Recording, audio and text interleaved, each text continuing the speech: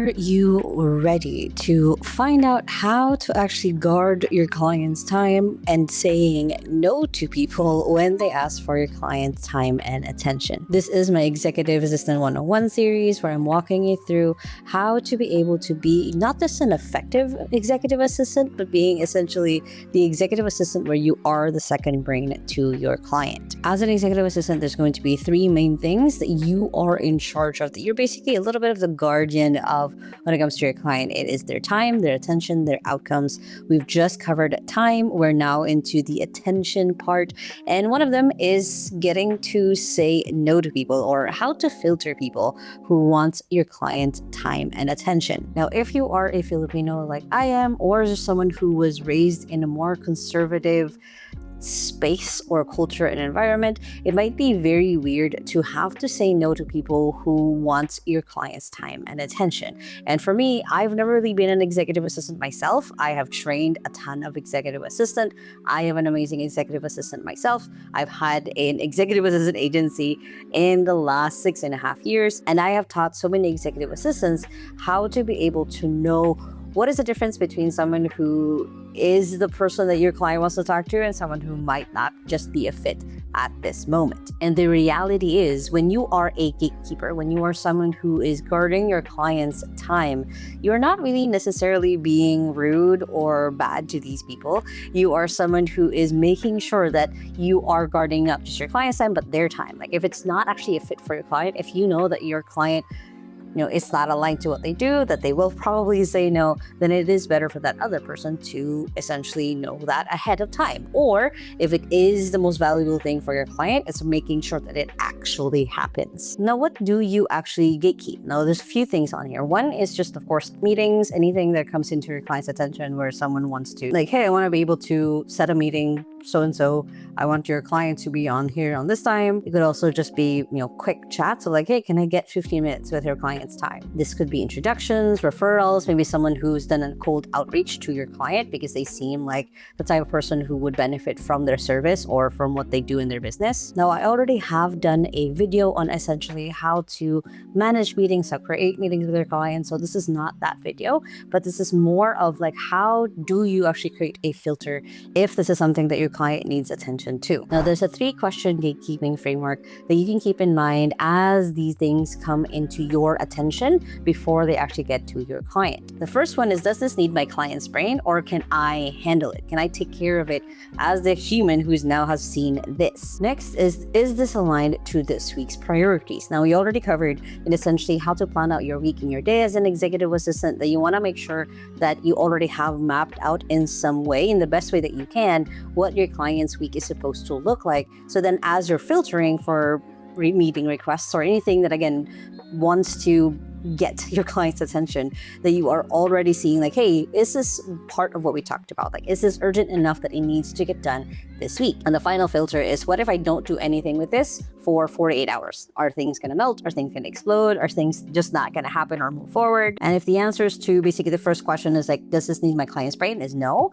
And if it's not aligned to the week priorities, and if nothing will really happen in the next 48 hours, you can handle it. You can take care of it. It doesn't have to be passed on to your client. It doesn't have to be passed on to anyone else. You can probably look at either past decisions that your client already made with you. You can probably ask other people as well if there are other past references of how to be able to handle this if you don't know how to handle this yourself. Your job as an executive assistant isn't to just accept the requests that they come in. Your job is to make sure that they are filtered and they are aligned with what your client wants and wants to see in the first place based on what you guys have already agreed on. As an example, if a stranger wants to set up a meeting with your client, you can say, thank you for reaching out. My client has limited availability. Can you share your agenda so I can see if it aligns? So you are, instead of just saying flat out no, you're also getting more information just in case that it was something that actually was important, and you want to make sure that you are actually getting the resource and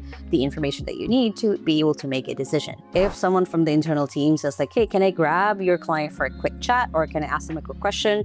You can again look at maybe past decisions or past questions that will be run through and see if you can answer the question. And you can also just tell them like, hey, I'll run it by the client and be able to get back to you as soon as I can. My assistant is a ninja at this of making sure that if there are questions from the team, especially if I am on a meeting, if I am doing a speaking gig, if I'm actually on stage, and of course I can't answer right away, that she is able to redirect them or be able to give them a resource that they asked for without having to bug or ask me, because she has a really good record basically keeping of past decisions, of past resources, of past things that people have asked from me. So then for her, she can just give them out really easily. And if someone does come to you to request a meeting with your client, that you have a feeling it can be just an email, you can also frame it in that way. Like, hey, would an email work instead? Just so then for the client, they're able to read through it before actually hopping on a call with you, so they have the context before even meeting with you at all. And like I said, for each of these decline letters, or even if for people who do push through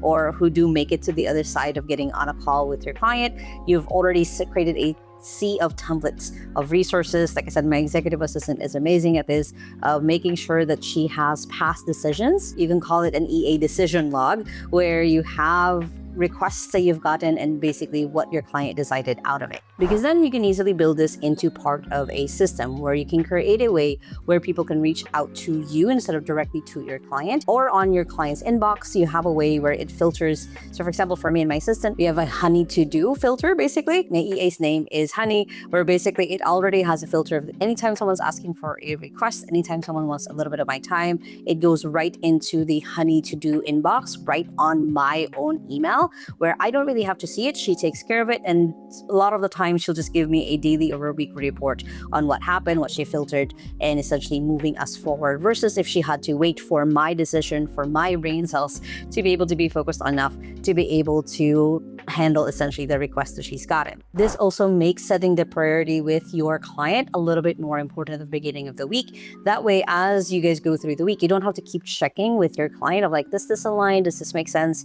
You are making sure that, again, you're gatekeeping their attention to make sure they're only putting the attention on things that they already said matters within the next week or the next even 48 hours. And if someone wants to bypass that in some way or another, your job is to reinforce it. Even if it is someone who they have already met, even if it's someone that they've already said yes to before, it's still making sure that they go through you before they actually get to your client. That way you're also not playing a little bit of catch up with your client of like, oh, what happened here? What happened there? You're the one in the front lines to make sure that even before they get to your client, you already know the context and what this meeting could be for your client, rather than just kind of letting anyone kind of pass through. Now, a key thing they can also build here is something that we like to call your client's friendship file, of basically who are the people who can bypass and it's okay for them to get all the way to you, and who are the people that your client really needs to approve before they even get any of your client's time at all. This saves you time from just guessing or from making the common mistakes of like, oh, I didn't know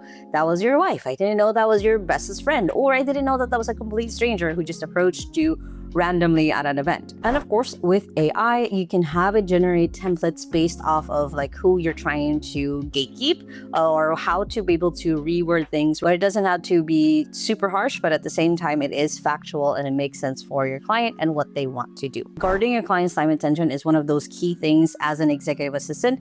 They can also be a little bit awkward and a little bit weird. So if you have any questions about how to do this more, if you have examples that you want me to help you walk you through, feel free to comment them below, or join the AI for Virtual Assistants community that I have on nas.io, where you can ask me those questions and I will be able to answer them, and everyone else will also be able to see them inside of the community.